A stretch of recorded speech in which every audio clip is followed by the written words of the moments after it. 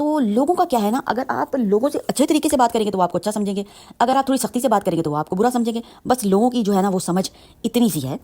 تو ہم نے اس رب کو منانا ہے.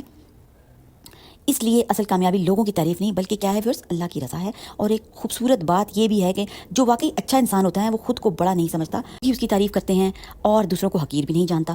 لہٰذا ہمیں خود کو لوگوں سے نہیں بلکہ اپنے کردار، اور سیکنڈ کیا ہو سکتا ہے، سیکنڈ ہماری ہو سکتی ہے جناب نیت اور اللہ کے احکامات کو جانچنا ہے. اگر ہم بہتر ہو رہے ہیں، عاجزی میں بڑھ رہے ہیں، عاجزی سے آگے بڑھیں اور کسی کو نقصان نہیں پہنچا رہے، تو جناب یہی بات اس بات کی علامت ہوتی ہے بس کہ ہم صحیح راستے پر ہیں.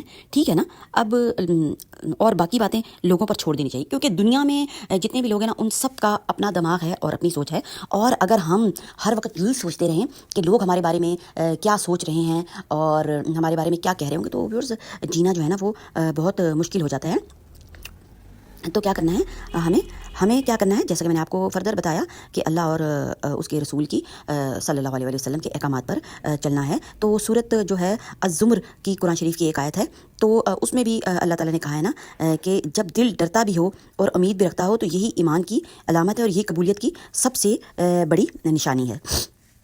تو پھر جہاں پہ آپ کو ایک جو ہے وہ صحیح بخاری کی حدیث بھی سنا دیتی ہوں. بہت ہی پیاری حدیث ہے. صحیح بخاری اور صحیح مسلم کی احادیث سے یہ مفہوم ہے کہ جس نے ایمان اور ثواب کی نیت سے رمضان کے روزے رکھے اس کے پچھلے گناہ معاف کر دی جاتے ہیں. اب آپ دیکھ لیں کہ دل میں خیال آتا ہے کہ جب اللہ اور اللہ کے رسول اور احادیث میں قرآن میں یہ باتیں بیان ہوئی ہیں تو پھر مایوس نہیں ہونا ہم نے، کیونکہ ہر انسان، تو قرآن شریف کی آیات جو ہے نا وہی ہماری ڈھارس بتاتی ہیں. احادیث